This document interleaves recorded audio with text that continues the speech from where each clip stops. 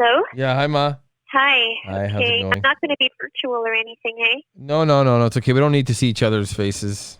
It's okay. Okay, good. Because I'm just like, I was just almost getting undressed to change. So I'm Oh. sitting here in my bra. But as long as I'm not. Is that really seen by something you want to tell anybody. your son? Yeah, Maureen? great, Ma. Thanks. Oh, I'm sorry. Is it live now? No, No. It's Oh, no. okay. We're just going to talk on the phone. Yeah, thanks for the Okay. visual. Appreciate that. Okay. Well, it's not bad, you Thanks. know, for a 7-year-old. Okay. You look great, Ma. So thanks for coming on with us. Okay. We appreciate it, and we figured it would be a good idea to bring in somebody close in our life since we've been telling our story, Tina and I's journey since we met 5 years ago on this podcast, which is called Marriage in the Fast Lane, how we moved fast, how we moved in fast, we got engaged fast. Everything happened kind of quick, the big wedding, a kid, another kid. So we wanted to just kind of chat with you a bit about, and maybe we can go back a little further before Tina and talk a bit about, when I was with Your my ex. ex. Right. I guess Okay. we can take it back to even when we got married back in Okay. 2013, Ma. Tell us honestly what was going through your head when I was actually about to marry her.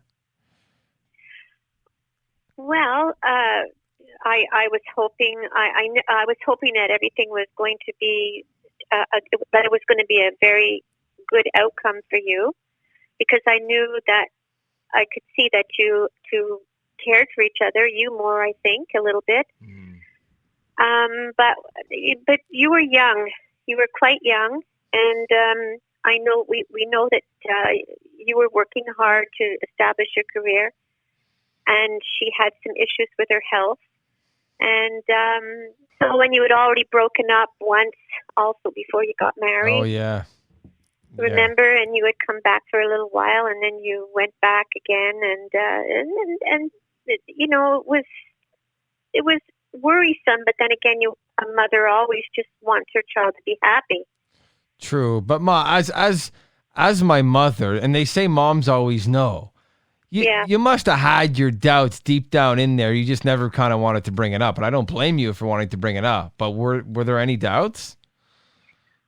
There was a few doubts in the fact that I just thought that she kind of was always looking for something. It was like something was missing, like that whatever the two of you had together was not enough. I was a little concerned about that, and the fact that your goals were different. I think you were hoping to settle down and have a family, and I don't think she felt that way, and that was kind of upsetting you a little bit. And I just found, there were some doubts. And it wasn't just me, it was also your sister and brother, I think, had some doubts as well. Oh, really? Okay. I didn't even know. Yeah. I'm not surprised. Yeah. They just would never tell you, I don't right? blame them. That's the thing. If you're in that situation, do you tell your family member? I mean, that's not an easy spot to be in. So, Yeah, exactly. So, yeah. But regardless of that, you seem to be, like, the two of you seem to care for each other at that time. Of course, And of course. We're hoping for a good outcome, But it's amazing how moms do know, babe. And I wonder if They you're going to. always know. And I'm sure you're going to have that spidey sense as if it's like you already know now when when there's something wrong or off. yeah. It's like you just feel it. And it's amazing because, I remember Mother's intuition. I remember going back even to when I was in a relationship in 2006. We're trying not to say names here, but you told me at that point, I think it was a Friday night once, and I was home, and you said, "Hey, aren't you with her tonight?" And I said, "Oh no, she's busy." And she said, "For sure she doesn't love you, because if she loved you, she would make the time for you." And you ended up being 100% right about that one. Oh, my father's told me a lot about Right? that too. Yeah. Yes, that is true. And I remember also, I think it's the same person you're talking about that we had gone to see you play hockey. Oh yeah. And you had gotten injured, and she didn't even know. I mean, you came out late after the game, and she was saying, "Gee, but what's taking Vince so long to come out?" And I said, "Well, maybe because he had a little bit of an injury on the ice. It's just taking him." He did? Like, she was busy talking to a friend and all that, and didn't seem to care. And then when she found out that you did, she didn't care. You can tell when someone's with someone and they really, really care about the person or don't, It's true. Kind of obvious. What did your dad tell you, babe? It's so true about how if a man really loves you, right? He'll make all the time in the world for you. Yeah, because your ex used to make excuses, I think. All the time. Because it was too far of a drive. Yeah, too far of a drive. Or no, the line that he used to use that drove my parents crazy and my dad even more. Oh, I'm wasting gas. The mileage on my car. Oh, I went over my mileage. I'm going to get charged when I bring the car back for the lease. it's pathetic. And Ma, think of Dad. May he rest in peace. Remember when you the stories you used to tell us about when you broke your leg in the hospital? How much time did Dad spend with you in the hospital? Yes, well, that's when I realized how much he cared for me, because he just came all the time. He was trying to make me feel more comfortable. He took me out for a drive after I hadn't been in the hospital with the leg. I couldn't walk. I couldn't get out. I remember him carrying me, putting me in the front of his a convertible at the time, and driving me all around the city. And I mean, he was so kind, and I think that's when I really started to say, this man really cares about me. It's true, because people can tell you a lot of words, but it's their actions that tell you if they care. You're absolutely right. It's the action. So easy to say, I love you, I love you, and, but it's what they do. If they're there for you when you need them, that means a lot. Actions speak louder than words. Big Absolutely. time. Ma, wasn't there another guy or something? Were you seeing Dad and somebody else, and the other guy just wouldn't put any time to go see you? Oh, my goodness, yeah. I had been seeing somebody, and because, the accident was because of the ski accident. That's why I had broken my femur. Yeah. So there was this guy that I was seeing also at the same time, who used to tell me all kinds of things, and then but I knew he didn't care about me. So when I was in the hospital and I was in my body cast, I just got a brainwave. I just one day said, oh, you know what, so-and-so, I'm never going to walk again. I just did that to see what his reaction is. There's a chance I could never walk again. And I remember him saying, oh, gee, that's too bad. I'm sorry, and all that. I never heard from him again. Wow. What a prick.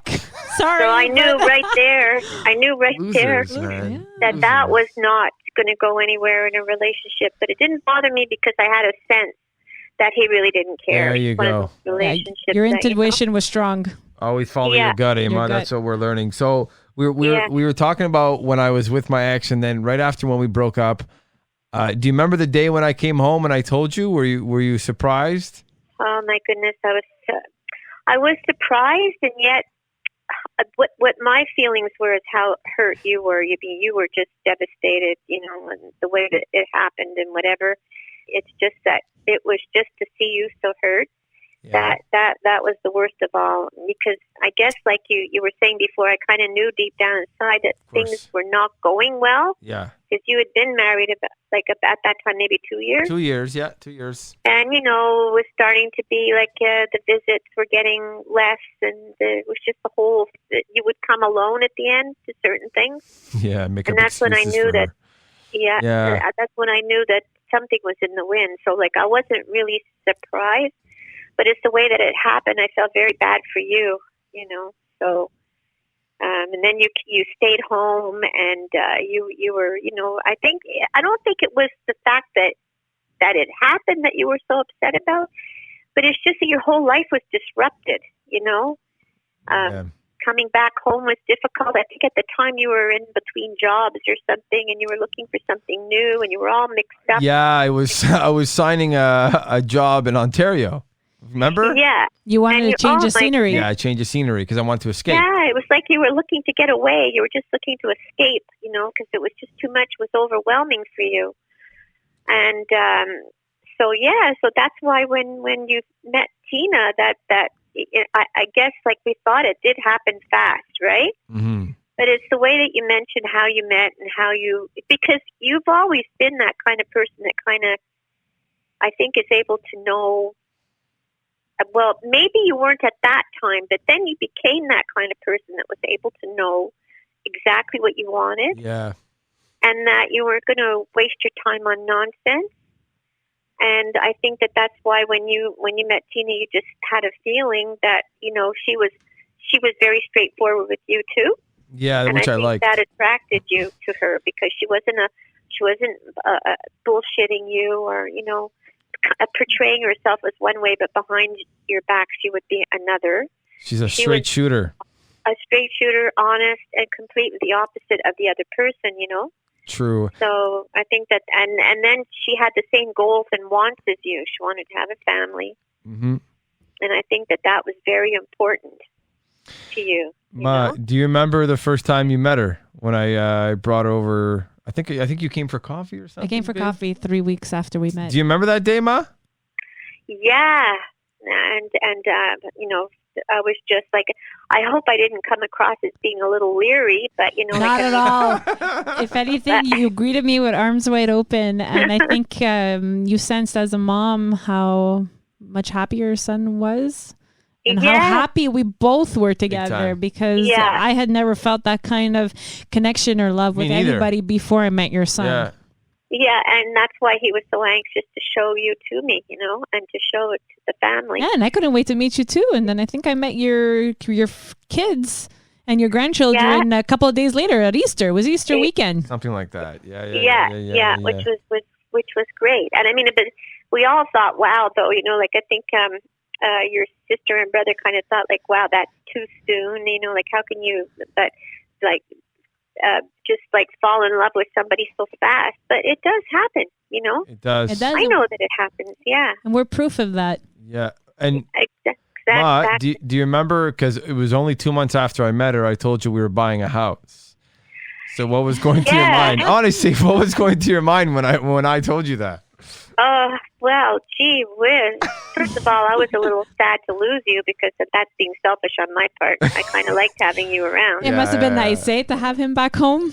It was nice to have him back home, but at the same time, you, as a mother, you know that he needs to have a life of his own and be out, and I know you were itching to also be independent again. And not that I didn't enjoy being home. It's just, being 31 and I was gone for like 6 years at the time and I had a job and all that. I was like, okay, well, I need to be out of here. I felt bad almost, but you must have been like, when you're out on your own and then you don't and then you're at home with your parents, it's very difficult because you enjoy being on your own and having your own freedom, Yeah. Besides, I wouldn't change your bed. You still were sleeping in your childhood bed, right? I wasn't exactly making it. Yeah, that crappy single bed. It was like a piece of cardboard. God, my back still hurts from that. Yeah, and I wasn't cooking your favorite meals every day or making it really great for you anyway. But I mean, I was happy that you were going. Like, you looked really happy together, and it was a bit of a shock. But then when I met your Tina's parents, and I saw the kind of happiness that they had together, and that they had a loving relationship, and that they were very supportive, then I felt very comfortable and. That you were making a good decision. But did you think he was moving too fast at the time to buy a house with me 2 months after we met? Yeah, a little bit, Were you worried about him? Were you worried that it was the wrong decision or? No, not that. I wasn't worried that it was the wrong decision. I was just a little bit afraid that he would be disappointed and hurt again. Yeah. That something would happen that maybe you guys were moving too fast, so that maybe you would realize that by living together you weren't, it's not going to work out, and then he would be disappointed and hurt. Well, we had our issues at the beginning, Mo. We used to we used to fight about dumb stuff. I think a lot of couples can relate to that, whether they're married or not. Of course, and maybe that was good that you kind of got them all out in the open right away. That's true. Before we said I do. Yeah, it's not like you were hiding issues from each other. You just laid it right out there. So speaking of getting married, we went ahead and got married a year after that. And be honest with you, I don't even think I've ever asked you this, because wasn't it a bit strange? Like, I was 32 getting married again for the second time in less than 4 years. Wasn't that a bit weird as my mother, or? Well, no. The only thing that was weird is I remember when you broke up with your ex, you had said to me, "Mama, I will never go through that again. I'm never going to get married with a big wedding again. I am not going to ever do that again. I don't care." And then to see you do that, but then I thought to myself, what a nice man I've raised, because he realized just how important it was to the girl that you're in love with, Tina. So even though it may have been something that, you've already been through before and you just didn't, but you did it for her because you knew how important it was for your wife. So and till this day, I thank him so much for wanting to get remarried, because some men wouldn't want to remarry and just live with the person and be conjoint. But I thank him for marrying me and for going ahead and planning the huge 300-person wedding. You did all the work. I didn't have to do much. You helped a lot. You did. No, you But I know that you had gone down that road before and actually went through with the wedding, whereas I didn't. Yes, exactly. But we made it exciting together to plan it, and the wedding was a huge magical. It was a huge magical day. It was fun. Fun day. It was fun wedding. Super fun. Yeah, and this wedding, you could see the difference in how you reacted to each other. Good observation. And how the family reacted to you and everybody reacted. You could see there was such a big difference. So you can actually feel it, Because I think back to the first wedding, and I think back, like, it was a decent party, but I don't know how other people perceived us. Like, and the fact that I've been to so many weddings since then and also emceed weddings and DJ'd weddings, you can tell when the couples are like gonna last and when they may not. Yeah. So you were actually able to kind of tell, Ma, back then? Yeah, because the first wedding was like a party, like you said, because it had a lot of the radio people entertainment people, like entertainment people, and it was kind of like, that kind of a wedding. Mm-hmm. But to see, there were the little things that went on in that wedding too, about the seating arrangements and this and that. You didn't have a mom and son dance too, right? True. No, yeah, that's another thing, and how she met you, and all this was totally like the story was changed. All these things were kind of like little red flags. Yeah. But you kind of just overlook them all because you think, oh, okay, and then the difference in your wedding was like totally the opposite. Here we could see that everybody in the family could feel that you two loved each other, and they were all happy for you. And a lot of the people on your side of the family are all like been in marriages for a long time, and they're all very. That's true. That's true. Yeah. And so you could just sort of feel the difference. There was no kind of that kind of feeling that I kind of had with the first wedding. I didn't get that at all. I was very welcomed. Oh, big time. By your family, and I think. You know what I mean? And so it made a big difference. It really, really made a tremendous difference. And just to see, like, all your friends seem to be so, and these are some of the same people that were at the first wedding. Of course. Well, all my friends from childhood, it's funny you mentioned that, Ma, because I was thinking about that recently. I don't know if I was going through pictures or something, and I was like, I think you can tell, and guys are weird. It's like they don't say anything. Like the first wedding, they didn't say anything, but now I can see the genuine happiness. Yeah. And it was totally and different. They could see the down to earthness of Tina, and that's what I think they probably, looked at the two of you and said, well, that's a couple now, who is really care about each other, and they're going to tell each other exactly what they think and no bullshit. They're going to just be that kind of a couple, which, compared to the other was totally different. Yeah. And I think my mom could say the same about my ex. She would say the exact same things that you're saying, Maureen. Yes, because it means a lot, because you don't just marry a person, you marry their family. That's true. And that's really important, I find. It is. Especially if you do it fast like you guys do. Yeah, you're marrying. For sure. Yeah. It's like when I married Tina, I married about 160 people. Perfect. That's right. No more. There was 300 people at the wedding. Friends, colleagues, you married everybody. Yeah, it was 250 on your side and about 50 on yours. Yeah, and our family, which is a small family, gained a family. That's true. So you see what I mean? We didn't gain a family with the other side. But with your side, we gained a true family. Thank you, Maureen. That's a good way to put it. Thank you. That's a good way to put it. And with the ironic thing is that both of these families have lived like less than 5 minutes apart for all these years. Both our parents have lived 5 minutes that apart. Is really, which is strange. Yeah, and the fact that your parents knew my husband. Which was always crazy. Ma, there's stories about that, and you got your mother, you got the mother son dance too at our wedding, which was beautiful. which meant so much to me. I was brokenhearted with the first one. I would have never deprived you of that special moment with your son. Never. I know that. You're a totally different person, Tina, for sure. But see, that's the difference right there. That little thing of you saying, oh, that's important to you. Mm-hmm. I think so. Go ahead and do it. Of course, right? It wouldn't even cross my mind. But that's what love is. Do it. That's what real love is. Like putting the other person first. Where their needs first. Yes, like you wanted to get married. There was all these people that you wanted to invite, and your parents wanted to invite. If I was a selfish prick, I would say no. I don't want them at the wedding. I think, but no, that's what makes you happy. That's what makes your parents happy. They have one kid, kid. They don't have another wedding. Yeah. So then you're like, okay. I'm going to just, it makes them happy. But you in a lot of marriages and relationships, it's not like that. There's one person that's like, no. That makes all the decisions and is controlling. More selfish. Exactly. No, that was not the case for us. And I was very mindful of that as we were planning our wedding because I wanted you to have the wedding you always dreamed of too. It was incredible. And you too, of course. Yes. Thank you. And you certainly did that.